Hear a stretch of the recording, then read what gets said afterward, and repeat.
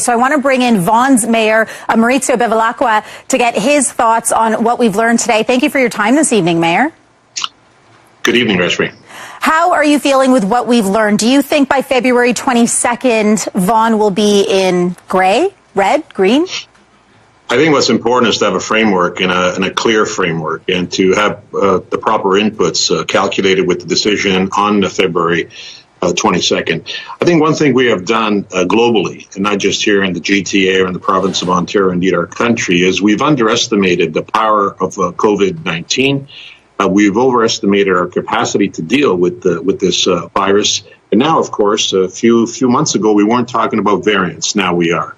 So if we're going to err on the side, let's say on the side of caution, because the human lives are involved, and we need to make sure that the measures we take are indeed gradual and staged in its approach. I think we have to move in a very safe and gradually restrict, I should say, ease the restrictions that the Premier spoke about.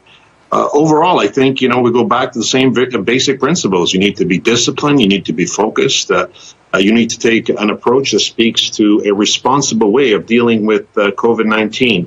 As history has shown us over the past 10, 11 months, is that whenever we don't, we always keep falling behind. It's not a wise move to fall behind. What is a wise move is to listen to the medical officers, listen to the experts on COVID-19, and be very mindful that COVID-19 is outsmarting us in many ways. So then does it make sense to go back to the color-coded regional approach?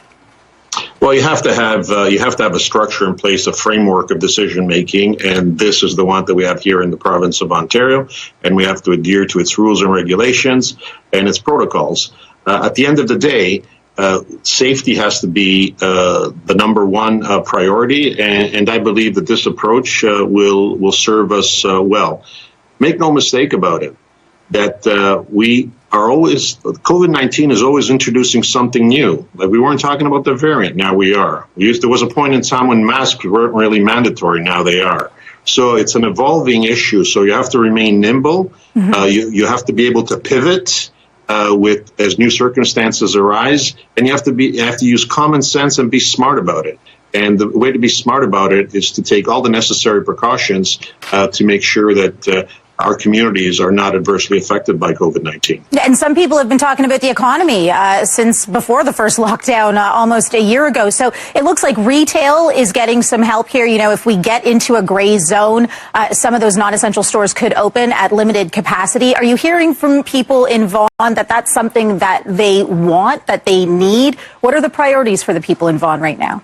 I think, look, small business has been hit very hard. Look, there's no political leader in this province, in this country, and indeed the world that gets up every morning and says, how are we going to increase unemployment rates in our country, or how are we going to increase our deficit or debt? Nobody thinks that. Every morning we in leadership positions get up thinking about how can we, in fact, improve the economic well-being and standard of living of the people that we represent. That is our focus, and we focus on that like a laser beam. The caveat is, though, let's do that, but not endanger lives. And this is the balance that we must always keep in mind, and this is what responsible leadership is about. There is no question about the fact that the economy, it's brought to its knees. COVID-19 has been a formidable foe. Having said that, we are not helpless, and that is very important to underline. We are not helpless and we're not hopeless. We can do things that can, in fact, reduce the transmission of COVID-19. And that is the fundamental question that every single citizen of this country ought to be asking every morning. And that is, what can I do to reduce the transmission of COVID-19? I appreciate your message, Mayor, and your time tonight. Thank you very much. Thank you. Very kind.